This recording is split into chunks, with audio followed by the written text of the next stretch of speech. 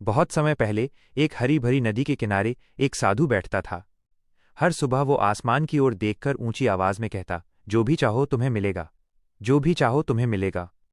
गांव के लोग और राहगीर उसे देखते और मुस्कुराते हुए आगे बढ़ जाते थे। कुछ लोग सोचते थे कि शायद वो साधु थोड़ा अजीब है, पर साधु अपनी धुन में मगन रहता था। उसे दुनिया की परवाह नहीं थी, बस अपनी बात कहता जाता था। एक दिन उसी रास्ते से रोहन नाम का एक थका हारा युवक गुजर रहा था।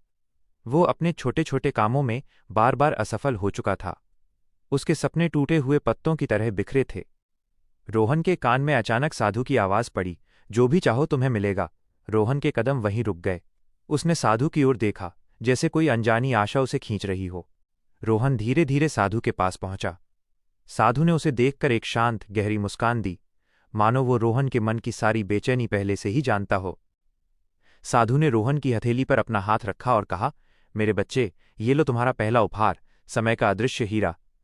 रोहन को कुछ महसूस नहीं हुआ, पर साधु की आंखें उसे समझा रही थीं कि ये जीवन का सबसे अनमोल रत्न है। फिर साधु ने रोहन की दूसरी हथेली पर हाथ रखा। और ये है दूसरा उपहार, धैर्य का अदृश्य मोती। साधु ने समझाया, परिणाम तुरंत नहीं आते, धैर्य वो शक्ति है जो तुम्हें कभी हारने नहीं देगी।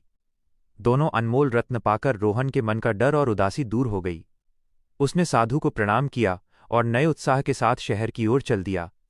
उसका लक्ष्य अब स्पष्ट था। रोहन ने शहर पहुंचकर एक प्रसिद्ध हीरा व्यापारी के यहाँ काम सीखना शुरू किया। उसने समय के हीरे को मुट्ठी में थाम लिया। वो एक पल भी व्यर्थ नहीं जाने देता था। जब काम कठिन होता या देर से सफलता मिलती, तो वो धैर्य के मोती को याद कर लेता था। साल गुजरते गए। रोहन ने न समय गंवाया, न धैर्य खोया।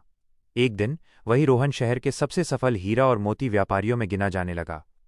ये सब उन दो अदृश्य रत्नों का चमत्कार था, समय और धैर्य का।